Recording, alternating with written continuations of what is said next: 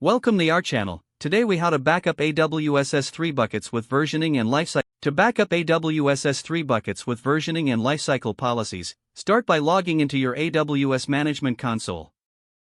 Navigate to the Amazon S3 service from the AWS Services dashboard. Select the S3 bucket you want to backup. Enable versioning for the bucket by clicking on the Properties tab. Under the Bucket Versioning section, click Edit. Choose the Enable option and save the changes.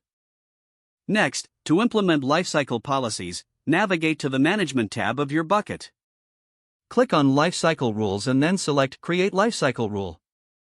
Provide a name for your lifecycle rule that clearly describes its purpose. Set the rule scope to the current version or previous version, depending on your backup needs.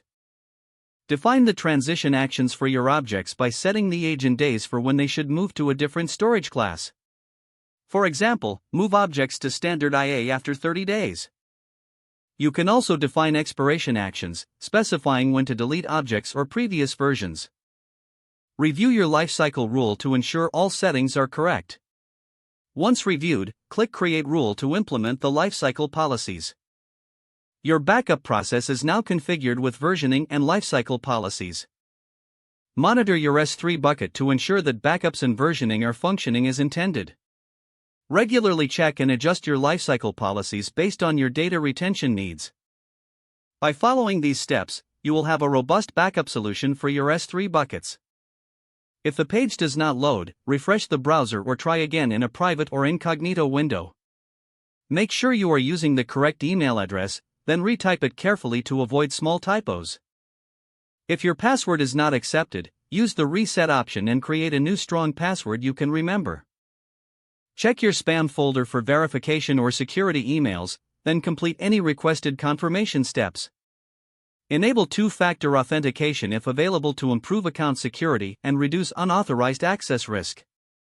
After signing in, review your profile details so your contact information and settings are accurate and current.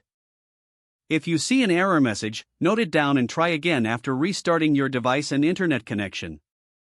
Log out when you finish, especially on shared devices, to keep your account and payment information secure. If the page does not load, refresh the browser or try again in a private or incognito window. Make sure you are using the correct email address, then retype it carefully to avoid small typos. If your password is not accepted, use the Reset option and create a new strong password you can remember. Don't forget to like this video and subscribe to our channel for more step-by-step tech guides.